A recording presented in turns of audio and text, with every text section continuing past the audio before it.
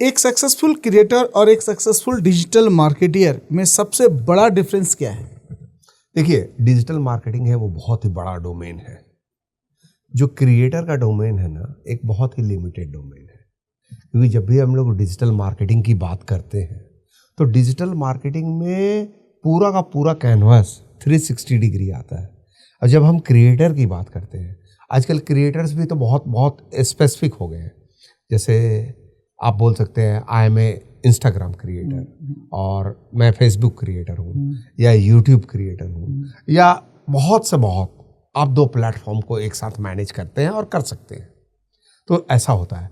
लेकिन digital marketing का domain बहुत ही बड़ा है, वास्ट है, और डिजिटल मार्केटिंग के अंदर ही ये सारे प्लेटफॉर्म्स आते हैं जिसको हम लोग सोशल मीडिया मार्केटिंग का पार्ट कहते हैं।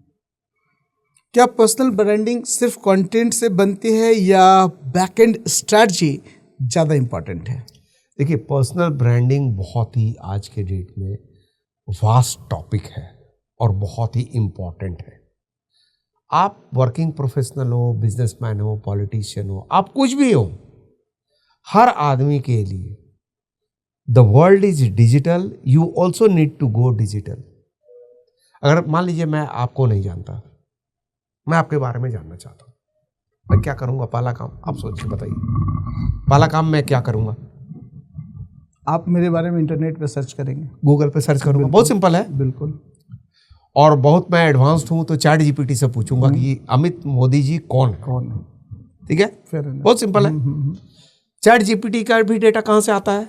गूगल, इंटरनेट से ही आता है। गूगल से, रेडिट से, कोरा से, बहुत सारे मल्टीवेरियस प्लेटफॉर्म्स है, मल्टीपल प्लेटफॉर्म्स है, वहाँ से वो डेटा उठाते हैं, क्यूरेट करके आपको चैट जीपीटी पे देते हैं। परफेक्ट। ठीक है, तो आपकी प्रेजेंस अब कहाँ होनी चाहिए?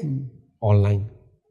और आपकी प्रेजेंस ऑनलाइन जब रहेगी तब जाके लोग आपको जानेंगे, और जब आपको जानेंगे तो आपकी पर्सनल क्रेडिबिलिटी बनेगी और पर्सनल ब्रांडिंग बनेगी। बहुत, अब मैं आपको एक अच्छा इसमें एग्जांपल आपको मैं देता हूँ। 10 साल पहले की मैं बात कर रहा हूँ। अभी हम लोग मार्केटिंग स्टूडेंट रहे हैं, MBA स्टूडेंट रहे हैं 1997 के। 1997 में इंटरनेट अभी आया ही था, 94-95 में। ठीक है, तो हम लोगों ने इंटरनेट सीखा उस समय। जो डिजिटल मार्केटिंग का डोमेन है वो 2005-10 के आसपास का डोमेन है। प्राइमरली आप सोशल मीडिया प्लेटफॉर्म फेसबुक देखेंगे, उसी समय आया। फिर बाद में इंस्टा आया, गूगल आया, ये सब आया।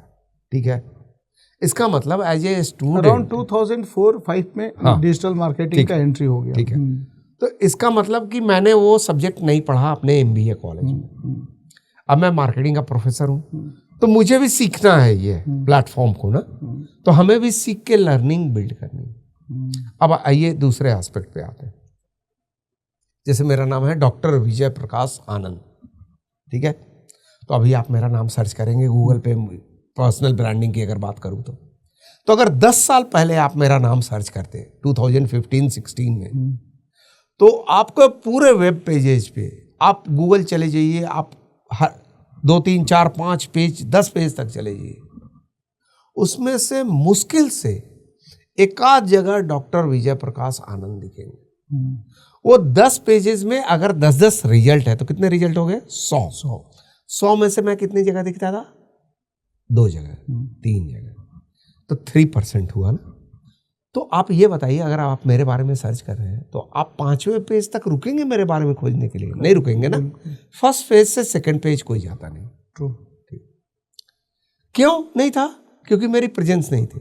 तो जब भी आप नाम डालते हैं ना तो उसमें दिखाएगा विजय प्रकाश सिंगर। एक साउथ में बहुत फेमस सिंगर है, उन्होंने कई हिंदी गाने भी गाए हैं, बहुत पॉपुलर सिंगर है, तो उनका नाम। तो कभी भी मेरा नाम डालेंगे तो उनको दिखाएगा। क्यों? क्योंकि गूगल उन्हीं को जानता है।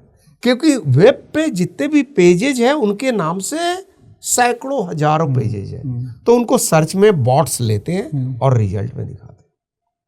अब वहां से मैंने सीखना चालू किया डिजिटल मार्केटिंग। 10 साल के अंदर गेम चेंज हो गया।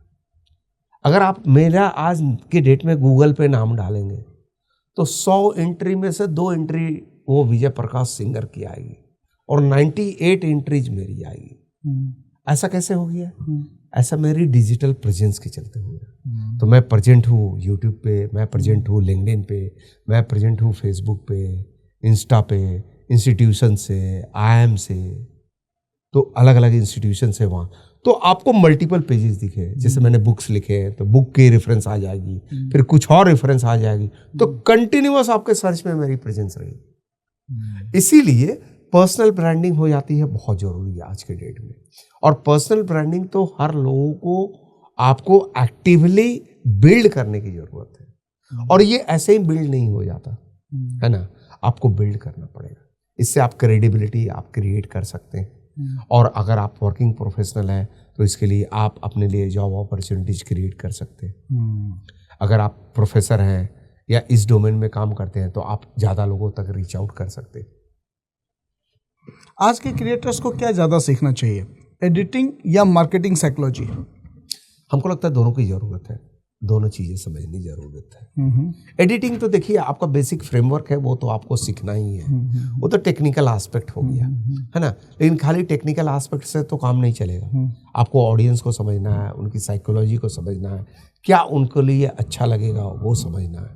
ठीक है, मैं ऐसे लोगों को भी, क्रिएटर्स को जानता हूँ जो कि क्रिएट कर रहे हैं बट उनका एक भी कंटेंट यूनिक नहीं है। जब यूनिक नहीं है तो लोग देखेंगे नहीं, और वो बोलेंगे कि मेरा कंटेंट चल नहीं रहा है। तो आपका चलेगा कैसे जब यूनिकनेस आएगी?